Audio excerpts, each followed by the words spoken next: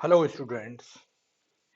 मैं आज से आप लोगों को फ्लूइड मैकेनिक्स पढ़ाना शुरू कर रहा हूं और बाय द वे ज़्यादातर कोर्स को मैं मैकेनिकल इंजीनियरिंग को कवर करने की कोशिश करूंगा वन बाय वन। पहले मैं फ्लूइड मैकेनिक्स की शुरुआत कर रहा हूं, तो मैं कुछ यहाँ पर आउटलाइंस डिस्कस करूंगा। इस पहले वीडियो में कुछ आउटलाइंस डिस्कस करूंगा कि किस तरीके से हमारा ये कोर्स आगे को बढ़ेगा फ्लूइड मैकेनिक्स का, या जो और भी कोर्सेज हम पढ़ाएंगे वो किस तरीके से बढ़ेंगे।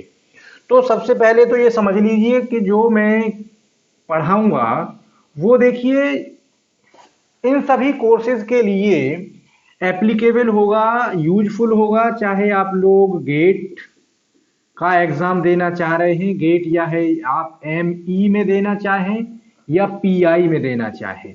लॉन्ग टर्म में पीआई के लिए जैसे फ्लूइड मैकेनिक्स तो एमई में सिर्फ काम आएगी, उसके अलावा एसएससी, एसएससी जेई या फिर और बहुत सारे अपने जो स्टेट जेई होते हैं, स्टेट जेई जो एग्जाम्स होते हैं उनके लिए ये मेरे लेक्चर्स यूजफुल रहेंगे।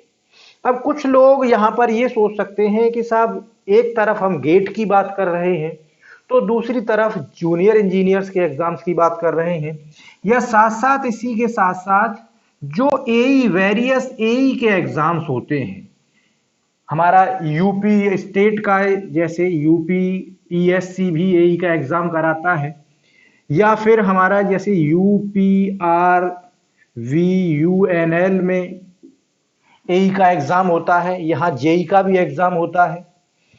तो इस तरीके के या यूपी ट्रिपल एससी के थ्रू जेई का एग्जाम होता है, या अदर स्टेट्स में जेई के एग्जाम्स या एई के एग्जाम्स, उन सभी के लिए हमारे लेक्चर्स यूजफुल रहेंगे।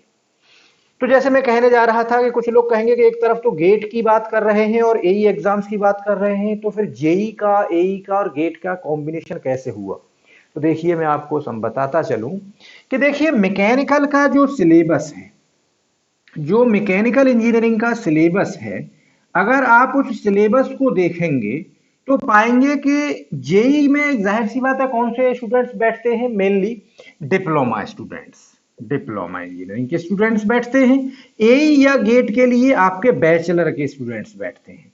लेकिन आप लोग अगर सिलेबस को आप सही से देखेंगे जो जेई एग्जाम्स का या एई एग्जाम्स का या गेट का है, तो सिलेबस में आपको कोई फर्क नहीं पड़ेगा, सिलेबस में आपको कोई फर्क नहीं मिलेगा। सिलेबस वही है, मैकेनिकल का ही सिलेबस होता है। फर्क फिर कहां होता है, तो डिफरेंस होता है दोनों एग्जाम्स में जो क्वेश्चंस पूछे जाते हैं उनके लेवल में, दोनों एग्जाम्स में जो क्वेश्चंस पूछे जाते हैं उसके लेवल में।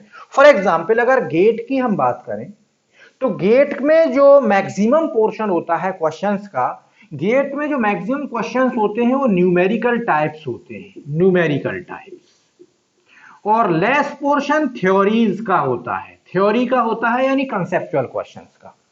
जहां तक जेई और एई की बात है तो इनमें जो क्वेश्चंस होते हैं वो ज्यादातर, जेईज की अगर हम बात करें सिंपली तो जेईज में ज्यादातर क्वेश्चंस जो होते हैं वो कंसेप्ट बेस्ड क्वेश्चन होते हैं, और ज्यादातर क्वेश्चंस का जो पोर्शन होता है वो थ्योरी से होता है।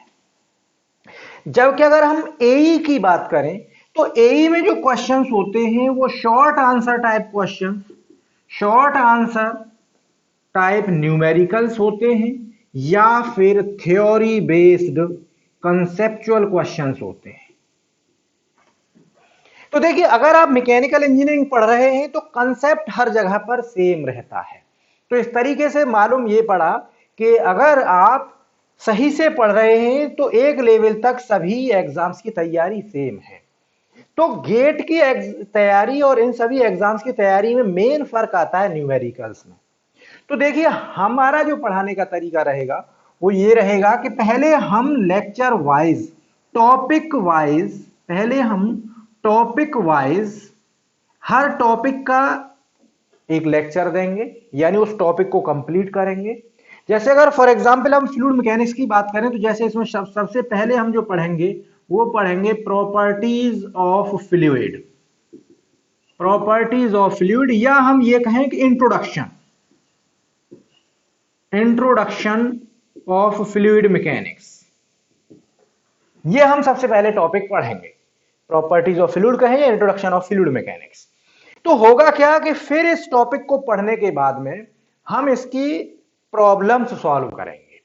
प्रॉब्लम्स जो सॉल्व करेंगे वो हम दो पोर्शन में दो लेक्चर्स बनाएंगे हर टॉपिक के साथ। जैसे ये है तो इसके लिए दो लेक्चर्स होंगे प्रॉब्लम्स के, दूसरा कोई टॉपिक होगा तो उसके लिए भी दो लेक्चर्स होंगे प्रॉब्लम्स के। जो फर्स्ट लेक्चर होगा प्रॉब्लम्स का, प्रैक्टिस का, वो सभी एग्जाम्स के लिए यानी गेट के लिए भी वैलिड होगा, वो एसएससी जेई या जेई के लिए भी होगा, वो एई के लिए भी होगा।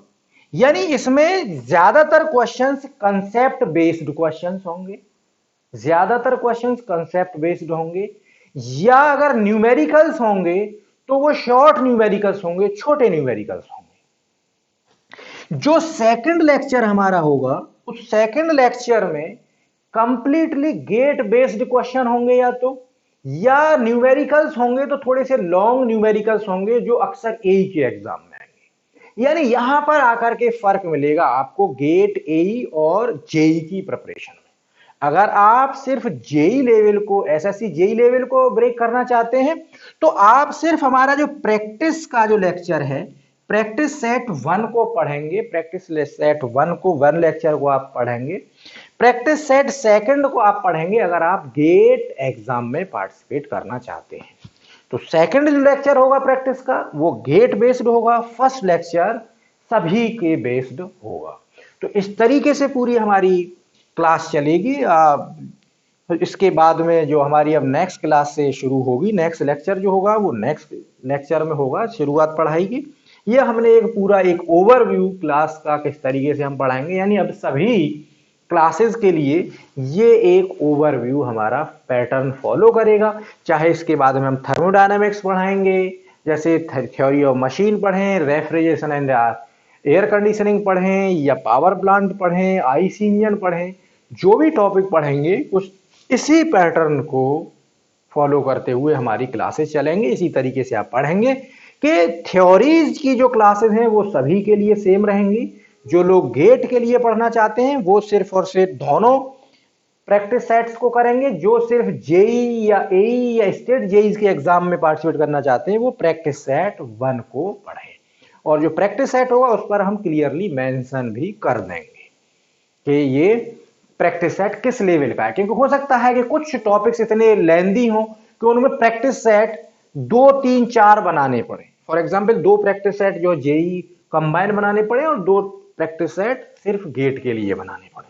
तो हम प्रैक्टिस सेट्स पर जब सॉल्व करेंगे तो उन पर लिख भी देंगे।